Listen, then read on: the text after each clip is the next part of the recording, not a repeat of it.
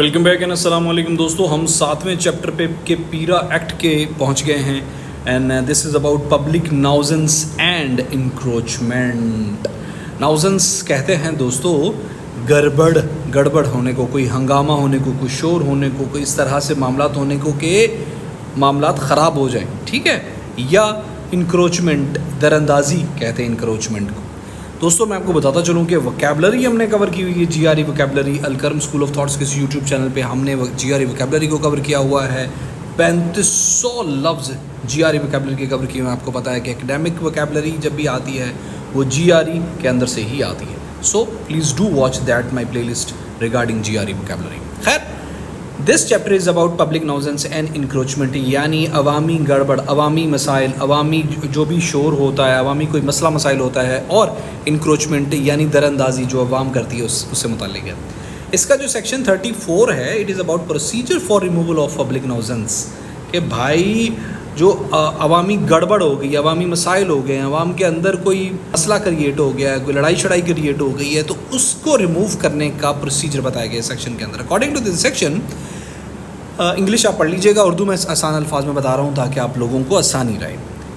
اس section کے مطابق جو بھی شخص براہ راست یا بالواسطہ عوامی گڑبڑ سے متاثر ہو یا مستقبل قریب میں متاثر ہونے کا خدشہ ہو، اندیشہ ہو، وہ enforcement officer, sub divisional officer اور جو انویسٹیگیشن آفیسر ہوتا ہے بورڈ یا مجاز اتھارٹی کو اس کی شکایت دے سکتا ہے. مطلب اگر کوئی مسئلہ بن گیا ہے معاشرے کے اندر کسی بھی قسم کا، تو آپ ایس ڈی ای او، ایس ڈی او یا پھر آئی او یعنی انویسٹیگیشن آفیسر، ان تینوں میں سے کسی کو شکایت دے سکتے ہیں، بورڈ کو بھی انکلوڈیڈ. مطلب بورڈ کو بھی شکایت کر سکتے ہیں، بھائی سر ہمارے ساتھ یہ مسئلہ چل رہا ہے. اور اسی سیکشن کے اندر بتایا گیا کوئی بھی محکمہ، اطلاع دہندہ یا کوئی بھی ملازم عوامی گڑبڑ کی رپورٹ جو انفورسمنٹ آفیسر ہے، سب ڈویژنل انفورسمنٹ آفیسر ہے یا انویسٹیگیشن آفیسر ہے، وہ بورڈ یا مجاز اتھارٹی کو دے سکتا ہے.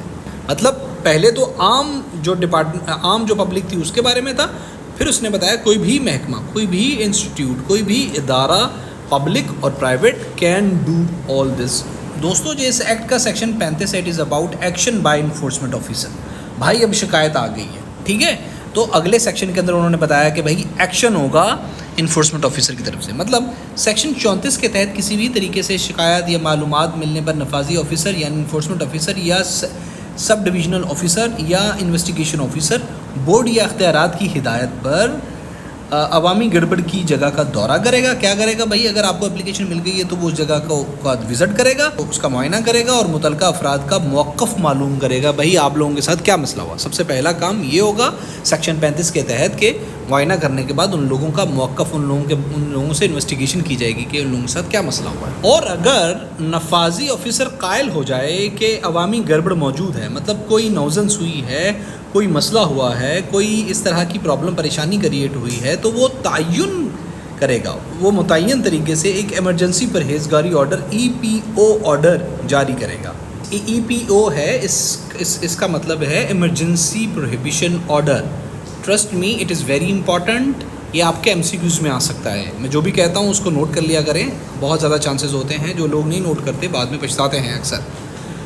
تو اس کے بعد وہ بتاتا ہے کہ اس میں کیا ہوگا کہ وہ جو نافرمانی کی صورت میں جو ای پی او آرڈر ہے اس میں عوامی گڑبڑ کی مختصر تفصیل درج ہوگی. اس ای پی او آرڈر میں، ایمرجنسی پروہیبیشن آرڈر کے اندر جو بھی مسئلہ ہوگا اس کی تفصیل، وجوہات، مجرم کو ہدایات اور متعین وقت کے طریقے سے گڑبڑ ختم کرنے متعلق ہدایت وغیرہ شامل ہوں گی اس ای پی او آرڈر کے اندر.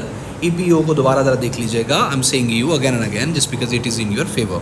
مزید اس میں بتایا گیا ہے کہ مجرم کو چاہیے کہ وہ ای پی او آرڈر کی تعمیل کرے گا یا 15 دن کے اندر سماعت افسر کے سامنے اعتراض درج کروائے کہ بھائی مجھے یہ اعتراض ہے، اس لیے یہ ناؤزنس کریٹ ہوئی ہے. کیسے؟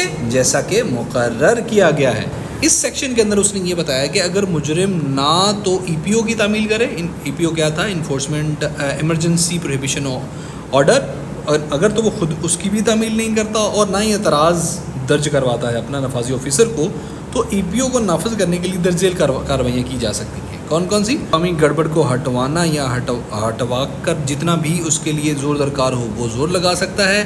قانون کے تحت جرمانہ عائد کرنا یا وصول کرنا. یہاں پہ زور لگانے سے مراد یہ ہے کہ ایک کام کرنے کو آپ اکیلے اس کو بول کے کہہ سکتے ہیں, ٹھیک ہے, وہ ہوگا یا نہیں تو مزید آپ فورس لگائیں گے. آپ جو آپ کے کانسٹیبلز ہیں آپ ان کو بولیں گے یہ کرو. اگر وہ بھی نہیں کرا, وہ پہلے اس کو کمانڈ دیں گے, وہ نہیں مانے گا تو مزید وہ اس کو فورسیبلی کر سکتے ہیں. اگر وہ بھی نہیں تو اور زیادہ نفری منگائی جا سکتی ہے. یہاں پہ زور لگانے سے یہ مراد ہے کہ جتنا زور درکار ہوگا اتنا لگایا جا سکتا ہے. they would be authorized if their orders would not be compliant. متعلقہ اشیاء یا سامان ضبط کرنا اور سیکیورٹی میمو کے ساتھ سب ڈویژنل نفاذی آفیسر کو جمع کروانا اور اس کی کاپی مجرم کو دینا. عمارت کو مہر بند کرنا بھی اس میں شامل ہے. مطلب یہ ہے کہ عمارت کو سیز کیا جا سکتا ہے, جو بھی چیزیں ان کو ضبط کی جا سکتی ہیں. جرمانہ نہ دینا یا بار بار جرم کرنے یا نفاذی افسر کے کام میں رکاوٹ ڈالنے پر مجرم کو گرفتار کرنا بھی اس کے اندر شامل ہے. اب سچویشن یہاں تک آئی ہے کہ جو پبلک مسئلہ تھا, گڑبڑ تھی, اس پہ عمل نہیں ہوا, بندے کو گرفتار کیا جا چکا ہے یا اس کی پراپرٹی کو سیز کیا جا چکا ہے یا اس طرح کا مسئلہ کریٹ ہو چکا ہے. اب اگلا سٹیپ آتا ہے. اب یہ اگر یہاں پہ سچویشن پہنچی ہے تو اس کے بعد کون سا سٹیپ ہے؟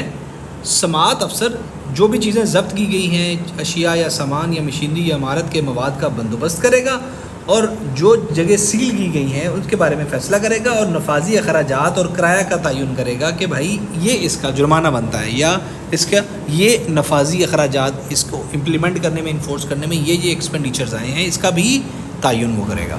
مزید نفاذی کے اخراجات غیر قانونی قابض کو ادا کرنے ہوں گے.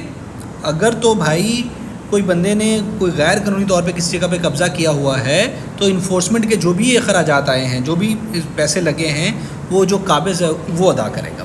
اور اگر ادا نہ کیے جائیں تو سماعت افسر یعنی ہیئرنگ آفیسر انہیں زمین کے ریونیو کے بقایا جات کی طرح وصول کر سکتا ہے اور ضبط کی گئی اشیاء, سامان, مشینری یا مواد کو نیلامی کے ذریعے فروخت کرے گا. بہت اہم سیکشن ہے دوستو, ذہن میں رکھیے گا.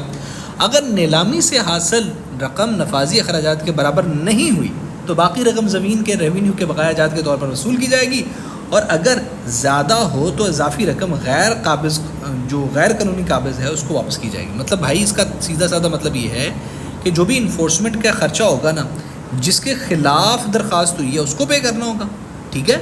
اور اگر وہ پے نہیں کرتا تو نیلامی شلامی بھی ہو سکتی ہے. تو اگر تو نیلامی میں پیسہ اتنا اکٹھا ہو گیا کہ اس جو ہے نا انفورسمنٹ کا خرچہ پورا ہو گیا ہے تو ٹھیک ہے, اگر نہیں پورا ہوا تو اس کی اور چیزیں بیچی جائیں گی. اور اگر خرچہ زیادہ ہو گیا ہے تو جو پیسے بچے ہیں زیادہ وہ اس بندے کو واپس کیے جائیں گے جس کے خلاف درخواست ہے یا جس کی چیزیں بیچ کے یہ خرچہ پورا کیا جا رہا ہے. اور اس کا آخر میں یہ بتایا جاتا ہے کہ جو انفورسمنٹ آفیسر ہوگا وہ روزانہ موصول شدہ معلومات اور خلاف ورزیوں کے خلاف کی گئی کارروائیوں کی رپورٹ سب ڈویژنل نفاذی آفیسر کو جمع کروائے گا.